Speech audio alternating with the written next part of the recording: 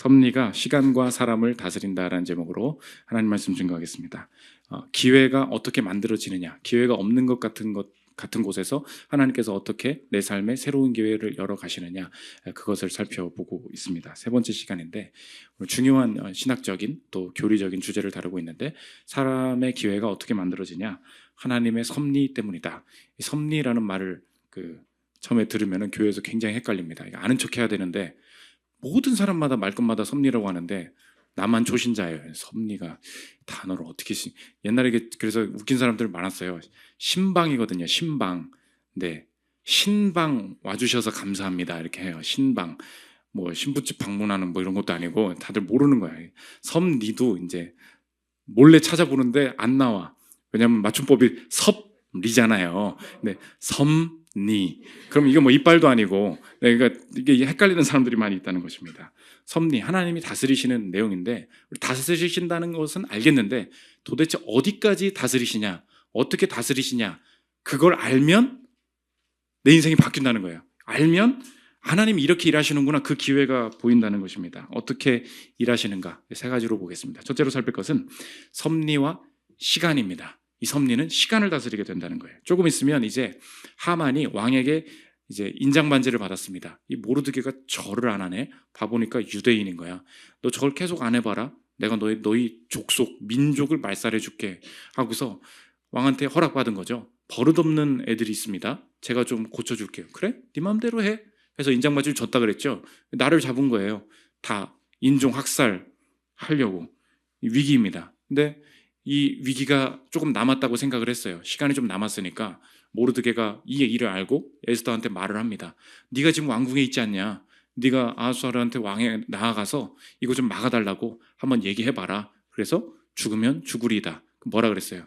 그냥 결과를 묻지 않고 하나님 앞에서 결정하는 그 태도, 지금 오늘의 일 가운데 내가 순종하는 그 태도, 그게 기회를 연다고 하지 않았습니까? 이 과정 중에. 그래서 왕에게 나아갔는데 이제 오늘의 5장, 6장, 7장 보면 하나님이 은혜를 주셔서 에스더가 이렇게 온 거예요. 그래서 그러면서 야, 이제 우리가 좀 살 수 있겠다. 금규를 만지면서 에스더야 들어와라. 무슨 말 하고 싶냐? 기회가 열리는 걸 보면서 이제 유대인들이 살 수도 있겠다 마음을 가지고 있는데, 사실 뒤에서 다른 일들이, 더 급박한 일들이 인생에 벌어지고 있습니다. 일단 아하수에로가 들어오라고 이야기합니다. 5장 1절 2절 한번 보십시오. 제3일에 에스더가 왕후의 예복을 입고 왕궁 안뜰 곧 어전 맞은편에 서니 왕이 어전에서 전문을 대하여 왕좌에 앉았다가 왕후 에스더가 뜰에 선 것을 본즉 매우 사랑스러움으로 손에 잡았던 금규를 그에게 내미니 에스더가 가까이 가서 금규 끝을 만진지라. 이 금규 끝을 안 내밀면 허락도 안 받은 데 나와 바로 죽는 거였어요. 그러니까 진짜 죽으려고 간 거죠. 갔는데 하나님께서 살게 해주셨다는 것입니다. 그러니까 좋아하고 있죠. 에스더는 지금 기회를 잡은 것입니다. 야, 이제는 조금 저 정도로 기분 좋으면 우리가 유대인 살려달라고 하면 살려주시겠지.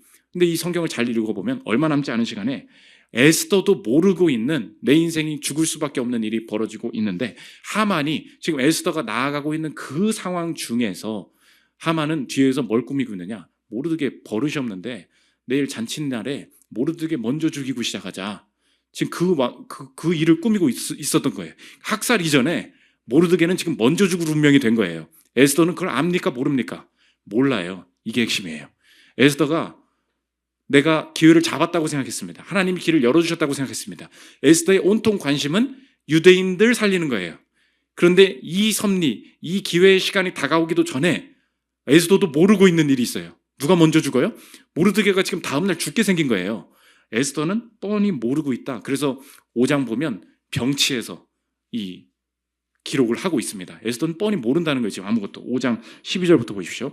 또 하만이 이르되 왕후 에스더가 그 베푼 잔치에 왕과 함께 오기를 허락받은 자는 나밖에 없었고 내일도 왕과 함께 청함을 받았느니라. 그의 아내 세레스와 모든 친구들이 이르되 높이가 50규빗 되는 나무를 세우고 내일 왕에게 모르드게를 그 나무에 매달기를 구하고 왕과 함께 즐거이 잔치에 가소서 하니 하만이 그 말을 좋게 여기고 명령하여 나무를 세우니라. 에스더는 잔치 버리고 우리 유대인 좀 잘 봐주세요라고 그 말 할 스케줄만 짜고 있으니까 자기 인생에 자기 딴에는 스케줄이 지금 척척 맞아가는 거예요. 근데 내가 잔치를 벌이는 그날에 또 다른 위기가 왔다고. 그게 뭐예요? 모르드게 그날 죽는데 이건 에스더가 전혀 모르고 있었다는 것입니다. 근데 하나님이 에스더가 나아가는 그 시간에 모르드게를 죽이려는 음모가 동시에 있지만 이것이 이루어지지 않고 모르드게까지 살게 되더라. 그러니까 오늘 섭리를 여러 방면으로 볼 수도 있지만 섭리를 돋보이게 보여주는 장면을 정리하면 본문에서 두 가지를 강조하고 있다는 것입니다. 제목과 같습니다.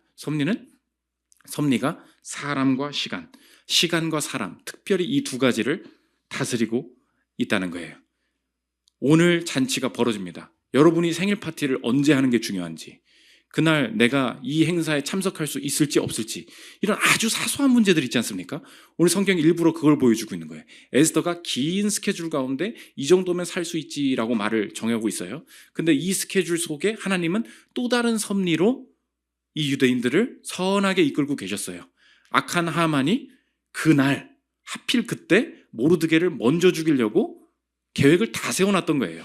그런데 하나님이 그 시간을 이미 아시고 그 시간이 분초 단위로 이루어지는 그때에 하나님이 순간적으로 그 사건을 바꾸시면서 모르드게가 아니라 하만이 그 나무에 달리게 되는 역사를 일으켜 가신다는 것입니다. 그래서 오늘은 이 시간적인 느낌을 받아야 돼요. 섭리가 뭐예요? 할 때 에스더를 읽을 때는 시간의 느낌이 팍 와야 된다고.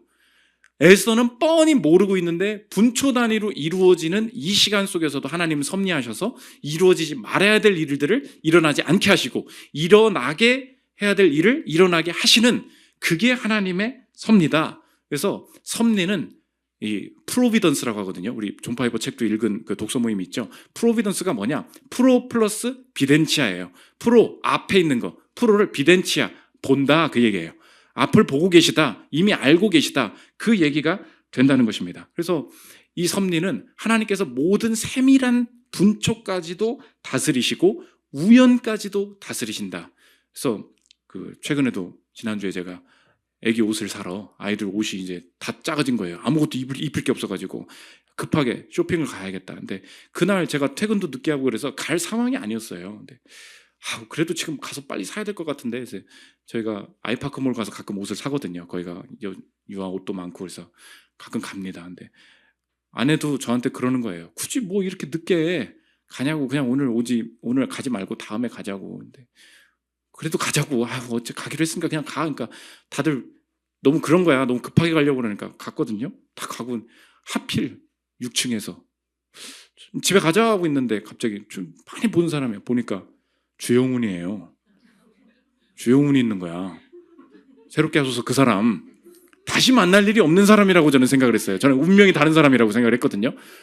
딱 뒤돌아보고 있는데 저기요 했어요. 나 연예인을 어떻게 불러야 될지 주영훈 씨 이것도 참 그렇고 님 이렇게 할 수도 없고, 그래서 저기요 이렇게 했는데 탁 돌아보더니 고맙더라고요. 목사님 그러는 거예요. 날 기억하고 있었구나. 그래서 저는 너무 많이 나가서 주영훈이 이제 우리 교회만 오면 되겠다, 그 생각을 하고 있는데, 몇 명 있죠? 우리 주영훈도 와야 되고 이효리로 와야 되고 이제 몇 명 와야 될 사람이 있는데 이게 주영훈이랑 어떻게 되면 좋겠다. 이제 그건 이제 농담이고.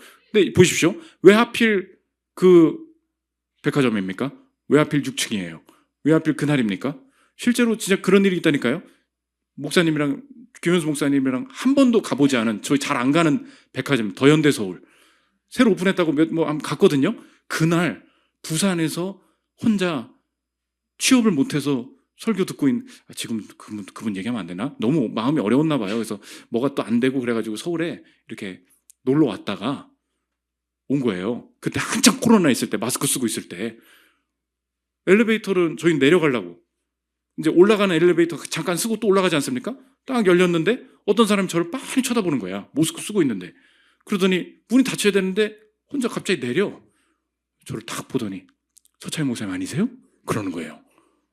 그래서 옆에 보더니 김현수 목사님 아니세요? 둘 다 알고 있는 거예요. 마스크 쓴 모습을. 근데 그분한테는 엄청 위로였겠죠. 내가 지금 너무 힘든데 매주 설교를 듣고 있다는 거예요. 그런 일은 다시는 일어나지 않았습니다. 제가 그 정도로 유명하지 않기 때문에. 근데 그때 너무 신기한 거죠. 이 사람이 왜 이때 이걸 만나? 우연이라고 하죠. 우리 보통 우연이라고 말하지 않습니까? 맞아요. 우연이란 말을 써도 돼요. 근데 신학적으로는 뭐라고 말하냐? 우연도 섭리라는 거예요. 웨스트민스터 신학공백 써보십시오. 5장 1절입니다. 만물의 위대한 창조자이신 하나님은 그의 지혜와 능력, 공의와 선하심, 그리고 긍휼하심의 영광을 찬양하도록 그의 무오한 예지와 그 자신의 뜻에 자유로우며 불변하는 경륜에 따라서 그의 가장 지혜로우며 거룩한 섭리에 의해 가장 거대한 것부터 가장 미세한 것에 이르기까지 모든 피조물과 행동과 사물을 유지하며 지도하고 배치하며 다스리신다. 모든 걸 다 하고 계시다는 거죠. 그런데 그게 어디까지냐? 2절 보십시오. 비록 제1원인인 하나님의 예지와 작정과 연관되어 모든 것이 불변하고 무오하게 실현되지만, 하나님이 다 하시는 거 제1원인. 그런데 그럼에도 불구하고 동일한 섭리에 의해서 하나님은 그것들을 제2원인의 본성에 따라, 제2원인이 누구예요? 동물, 사람, 저 사람, 나쁜 사람, 이게 제2원인이죠. 하나님이 아닌 그 모든 것, 그 제2원인의 본성에 따라 이 세 가지, 필연적으로, 자유로이, 또는 뭐예요? 우연히 일어나도록 정하셨다. 그래서 이 세상에 우연은 없다. 그 말도 맞고요. 우연같이 벌어지는 일이 있잖아요. 그럼 우리가 그걸 우연이라고 말을 하잖아요. 우연이 맞아요. 그런데 그 우연이 뭐 안에 있대요? 섭리 안에 있다는 거예요. 이게 중요하다는 거예요.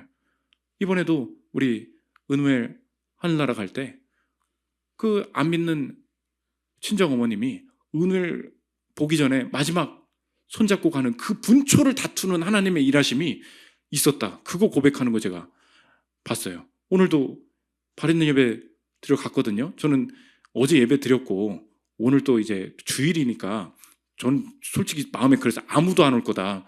저랑 김현수 목사님이랑 빨리 하고 예배 드리러 가야지. 근데 또 누가 오신 거예요. 우리 교회에 와주겠다고. 그래가지고 이게 운구할 사람도 없고 막 그랬거든요. 딱 사람이 맞는 거야. 그 운구를 나경수 집사님이 들었어요. 나경수 집사님이 가면서 돌아보면서 이제 나 이거 처음인데 이거 어떻게 해야 되나. 근데 마음이 없으셨으면 오셨겠습니까? 그죠? 마음 있으니까 김포에서 온 거 아니에요. 그 마음 가지고 그냥 왔는데 갑자기 은우엘이 나경수 집사님을 압니까? 모르지. 근데 주 안에서 하나가 돼가지고 그거 들어줬어요.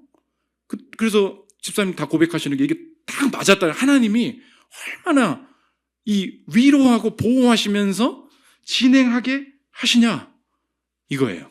시간이에요. 시간. 하나님 먼저 뭘 다스리시냐. 그러므로 오늘 적용하십시오. 내가 통제하고 있다는 교만, 섭리는 그걸 버리게 만들어요. 네가 저 스케줄 버리면 되지? 근데 내일 모르드게 죽는데? 너 그건 모르잖아. 여러분 지금 그거예요. 여러분 그 결혼 스케줄만 잘 진행되면 되죠? 그 성과만 잘 나면 되죠? 이제 취업만 남았죠? 아니라니까. 네 인생에 모르드게 내일 죽어. 그 얘기예요. 섭리를 신뢰해야지. 시간에 있어서 내가 통제할 수 있다는 환상, 이거 내려놓게 하십니다. 반대로 소망도 생겨요. 통제할 수 없는 것에 대한 소망도 생겨요. 통제할 수 있다는 환상도 깨지지만 통제할 수 없는 사실 중에도 소망이 생겨요. 왜요? 섭리가 있으니까. 내가 시간적으로는 도저히 통제가 안 되는데 이 모든 게 섭리 가운데 차례차례 주님의 뜻이 이루어지게 될 거야. 이 두 가지 방향으로 우리를 완전히 다 깨부수고 하나님 앞에 겸손케 하시는 그의 능력이 뭐냐? 프로비덴치아, 하나님의 섭리라는 것입니다. 두 번째로 살펴볼 것은 섭리와 사람입니다. 하나님이 뭘 다스리시느냐? 사람 다스리신다는 거예요. 어떤 사람이냐? 두 가지. 그 사람, 이 사람. 나 말하는 거예요. 첫 번째로 그 사람. 아하수에로 왕이 잠이 안 와요. 6장 오늘 읽었죠. 모르드게가 선한 일을 옛날에 했다 그랬죠. 쿠데타 막은 거. 그때 보상을 못 받았어요. 근데 잊어버렸는데 일기에 기록돼 있었던 거예요. 잠 안 와서 잠 안 올 때가 중요해요. 그래서 여러분 잠 안 올 때 유튜브를 보면 안 되고, 잠 안 올 때는 어떻게 유튜브를 보고 싶으면, 굳이 보고 싶으면 한사람교회 들어가야 돼. 이렇게 들어가가지고 옛날 설교도 좀 들어보자. 이렇게 돼야지. 자꾸 뭐 어텐션 이런 거 보고 있으면은 그렇게까지 섭리가 막 떠나는 거예요. 그 사람을 통제하신다. 그러니까 내가 통제할 수 없는 사람을 통제하신다. 그게 소망이 되는 거예요. 6장 1절부터 보십시오. 그날 밤에 왕이 잠이 오지 아니하므로 명령하여 역대일기를 가져다가 자기 앞에서 읽히더니 그 속에 기록하기를 문을 지키던 왕의 두 넷이 빅다나와 데레스가 아하수에로 왕을 암살하려는 음모를 모르드게가 고발하였다 하는지라. 왕이 이르되 이 일에 대하여 무슨 존귀와 관작을 모르드게에게 베풀었느냐 하니 측근 신하들이 대답하되 아무것도 베풀지 아니하였나이다.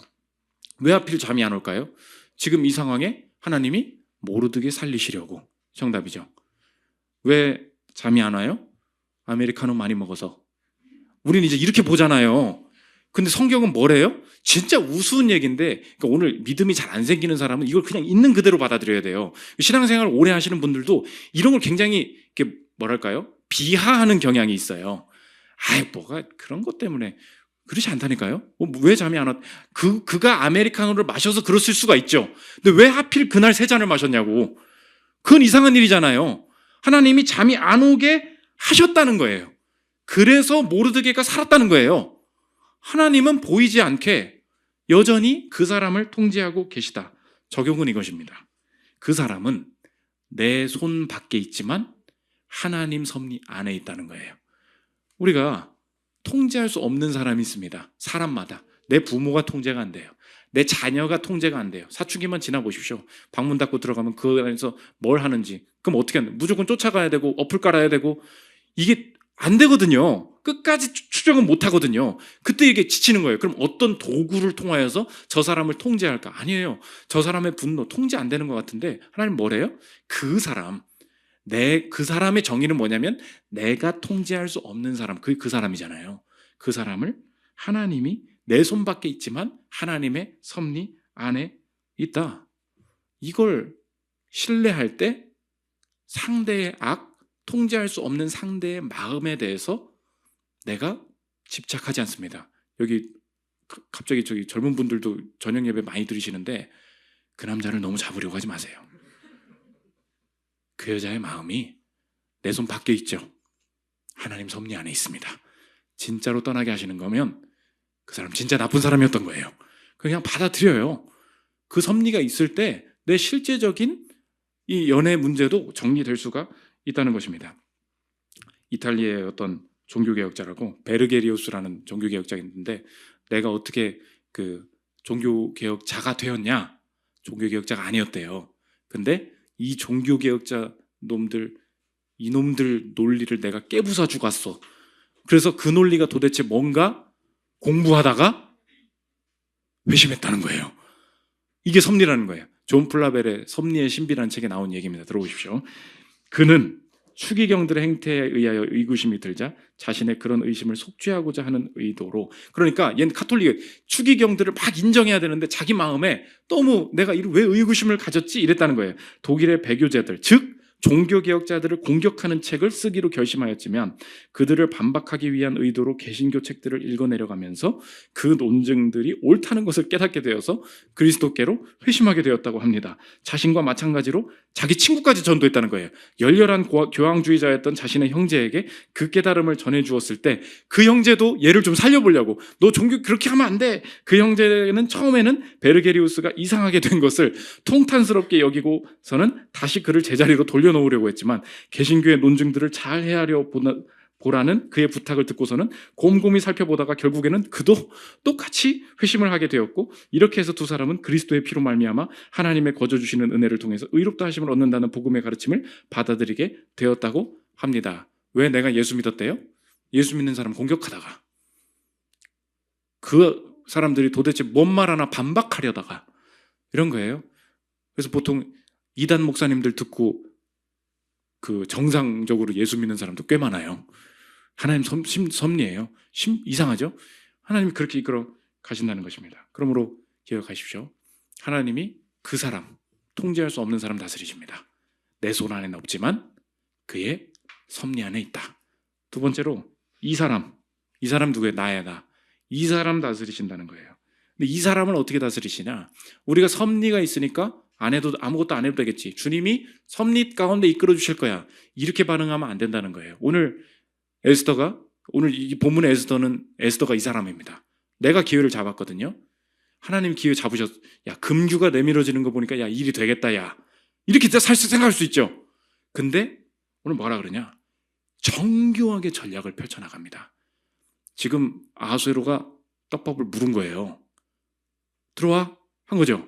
그러면 바로 말할 수 있죠. 근데 이거는 법률을 바꾸는 문제입니다. 이미 유대인들 죽이라고 도장 찍어 놓은 거예요. 이게 쉽게 바뀝니까?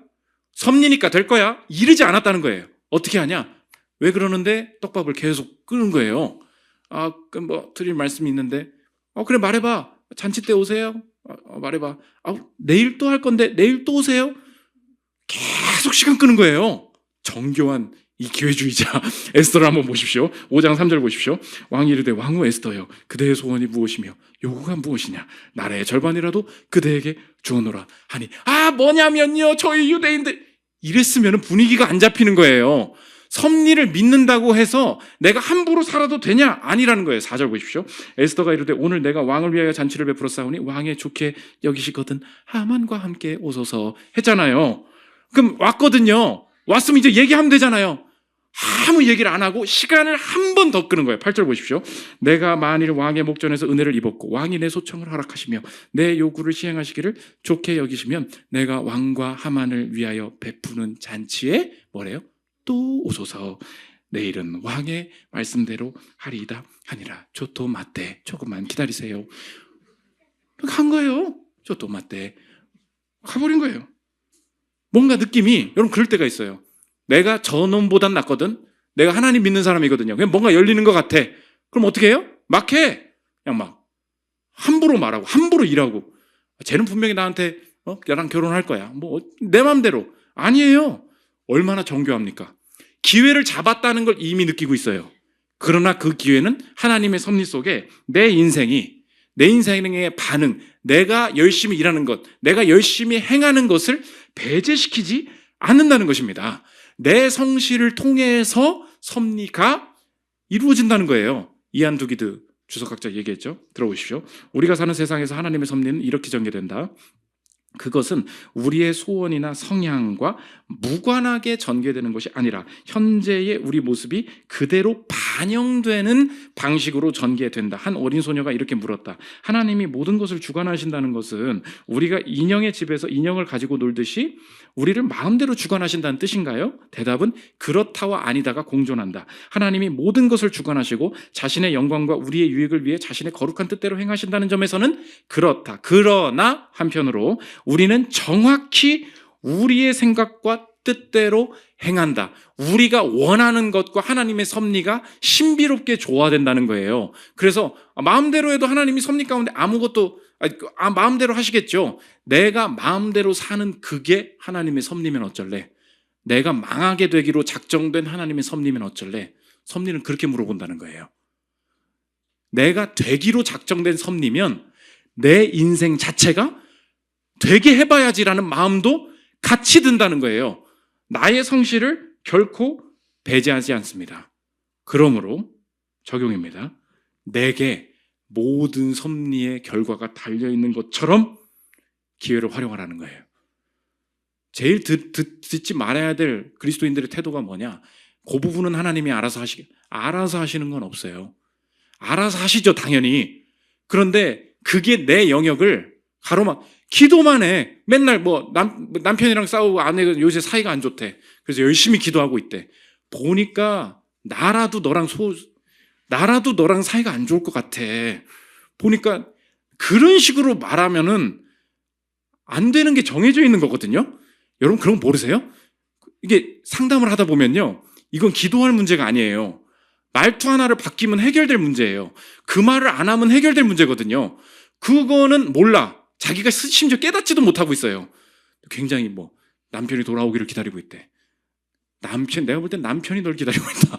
그런 생각이 들 때가 있어요. 내가 뭘 바뀌어야 됩니까? 지금 코미디 하는 시간이 아닌데. 그러니까 예수 믿는 사람이 일을 대충 한다. 이런 소리 들으면 절대 안 돼요. 그만합시다. 그만하고. 마지막 세 번째입니다. 섭리와 승리입니다. 나의 인생에 행하시는 하나님의 섭리가 나에게 선한 결과, 선한 일을 일으키실 것을 어떻게 알 수 있는가? 그 섭리에 대한 확신이죠. 인도하심에 대한 확신이 나의 삶에 벌어지는 상황에 이렇게 우리가 좌절되고 마음이 어려워질 때가 있잖아요. 끝까지 신뢰할 수 있는 이유가 어디 있는가? 다른 사람을 세우시는 섭리, 다른 사람을 죽이시는 섭리가 우리의 삶에 있었다. 그걸 보면 된다는 것입니다. 우리의 삶이 세워질 것이다, 살아날 것이다를 어떻게 확신할 수 있는가? 우리를 세우시기 위해 우리의 섭리는 다른 사람을 죽이고 대신 죽이고 멸망시키시는 섭리와 같이 연결되어 있다는 거예요. 그게 역설적인 섭리의 신비라는 것입니다. 오늘 왕이 모르드게 죽이려고 했거든요. 하만이 준비 다 해놓고 딱 갔어요. 그건 모르드게를 죽이려는 섭리죠. 그런데 그 섭리가 어떻게 뒤바뀝니까? 모르드게를 살리려는 섭리, 하만을 죽이려는 섭리와 맞물려서 돌아가지 않습니까? 6장 10절 보십시오. 왕이 하만에게 이르되 너는 내 말대로 속히 왕복과 말을 가져다가 대궐문에 앉은 유다 사람 모르드게에게 행하되 물은 내가 말한 것에서 조금도 빠짐없이 하라. 하만이 왕복과 말을 가져다가 모르드게에게 옷을 입히고 말을 태워 성중거리로 다니며 그 앞에서 반포하되 왕이 존귀하게 하시기를 원하시는 사람에게는 이같이 할 것이니라 하니라. 섭리의 운명이 바뀌었습니다. 모르드게를 죽이고 하만이 그 자리에 올라가려고 했어요. 근데 섭리의 선택은 무엇입니까? 모르드게가 존귀하게 되고 비천해지고 죽어야 되는 모르드게가 존귀케 되고 오히려 하만, 존귀하게 되려고 했던, 그래야 마땅하다고 생각했던 하만이 죽게 되는 섭리로 연결되어서 왕이 존귀하게 하시려는 그 사람은 하만이 아니라 모르드게였다. 하나님의 섭리가 그렇게 통치하시더라라는 것을 오늘 성경에서 보여주고 있죠. 이거 옛날 역사 이야기잖아요. 그렇지 않다는 거예요. 왜? 이 존귀하게 되는 사람이 완전히 역전되는 것을 왜 보여주시느냐? 우리 삶에 흐르고 있는 섭리가 바로 이와 같다는 것입니다. 죄인은 어떻게 해야 됩니까? 죄인은 멸망당해야 되죠. 죄인은 망해야 되죠. 그게 섭리 아닙니까? 그런데 하나님의 섭리는 어떻게 되냐? 죄인을 망하게 하지 않고 죄인을 왕이 존귀하게 원하시는 사람은 하만이 아니었고 모르드게였다. 의인이 아니고 죄인이었다. 죄인을 존귀하게 여기시는 대신에 그 섭리가 대신에 누구를 죽이는 섭리로 가시냐? 왕을 비천하게 만드시는 섭리가 함께 작동하고 있다는 것입니다. 오늘 모르드게가 옷을 입었죠. 옷이 벗겨진 존재가 누구예요? 이제 성경이 전체적으로 보이는 거예요. 모르드게가 말을 탔잖아요.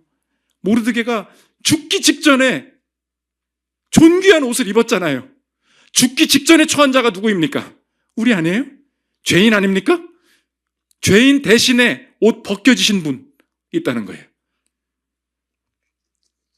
마태복음 27장 31절 보십시오. 희롱을 다 한 후 홍포를 벗기고 도로 그의 옷을 입혀 십자가에 못 박으려고 끌고 나가다가 시몬이랑 구레네 사람을 만나매 그에게 예수의 십자가를 억지로 지워 가게 하였더라. 옷 다 벗기고 책찍질 하다가 십자가 질질질 끌려 나가신 분, 하나님이라는 왕이 존귀하게 만들기를 원하셨던 사람 누구입니까? 의인이고 죄가 없으신 예수님인 줄 알았어요. 왕이 비천하게 되고 죄인이 존귀하게 되는 섭리의 역전이 너의 인생에도 있어. 그거예요. 우리 인생의 최고의 기회가 무엇입니까? 여러분 지금 방금 취업되는 거예요? 좋은 사람 만나는 거예요? 잘 돼야죠. 그런데 그 모든 것이 하나님 뜻대로 잘 될 것임을 여러분이 어떻게 마음속으로 확신할 수 있냐고요. 여러분 왜 헷갈리죠? 무슨 일만 조금 잘 틀어지면 내 마음도 알잖아요. 갈대같이 막 하나님 안 계시다고 별 뭘 다 하잖아요. 도대체 내가 왜 그럴까요? 왜 그런지 아세요? 순간적인 그 섭리만 하나님께서 일해 주시길 바라서 그래요. 내 안에 진짜 없는 게 무엇입니까? 내 운명에 대한 섭리가 어떻게 흘러가고 있었냐? 나는 모르드게처럼 죽을 사람이었어. 근데 어떻게 내가 말을 타고 있냐? 에스더에서 보여준 그 섭리가 예수라는 왕이 옷이 벗겨지심으로 내 대신 죽으심으로 내가 존귀함 그리스도로 옷 입는 하나님의 자녀로 내 운명이 이미 정해져 있구나. 그 섭리에 감사하는 거예요. 그 섭리가 너무 아름답게 내 삶에 다가오고 느껴지기 시작할 때 나머지 인생도 주님 이제 너무 건별로 내가 하나님 앞에 말하고 있었는데 시간과 사람, 분초까지 그 사람, 통제할 수 없는 그 사람까지 하나님께서 섭리하고 계시다면 내게 주신 섭리 속에서 에스더처럼 정교하게 내 인생을 정말 예수 안 믿는 사람처럼 내 인생이 나에게 달린 것처럼 주님이 내게 주신 기회를 성실하게 수행해 나갈 때 이 일들을 통하여서 하나님의 섭리가 온전히 드러나게 될 것을 믿습니다. 이 믿음의 고백이 있는 여러분들 되시기를 축원합니다. 우리 날 향한 계획 찬양하기도 하겠습니다.